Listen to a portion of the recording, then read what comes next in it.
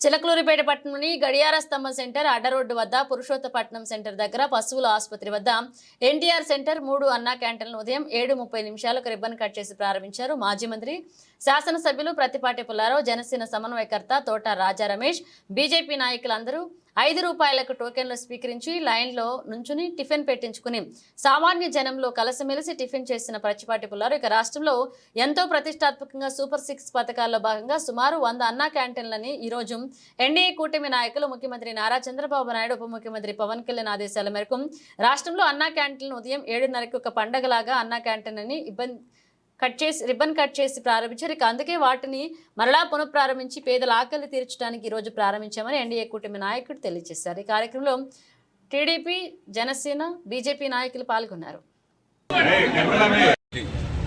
కష్టజీవులకి, శ్రమజీవులకి, కూలి పని చేసుకునే వాళ్ళకి, భవన నిర్మాణ కార్మికులకు కావచ్చు, అన్ని వర్గాలకు కూడా ఇది అన్నా క్యాంటీన్ చాలా సౌకర్యవంతంతో పాటు చాలా ఉపయోగకరం, చాలా ఫైనాన్షియల్గా కూడా వాళ్ళు ఎదిగేటువంటి దానికి అవకాశం.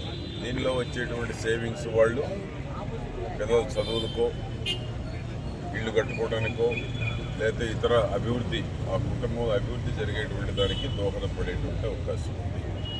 అటువంటి అన్నా క్యాంటీన్ గత పాలకులు కేవలం రాజకీయ కక్షతోటి ఎన్టీఆర్ పేరుందనో, చంద్రబాబు గారికి పేరు వస్తుందనో 5 ఏళ్ళు మూసేసి పేదవాడి కడుపు కొట్టినటువంటి గత పాలకులు.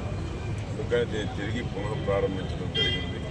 దాతలను కూడా ముందుకు రమ్మని చంద్రబాబు గారు, పవన్ కళ్యాణ్ గారు, బీజేపీ ప్రతినిధులు జరుగుతాం.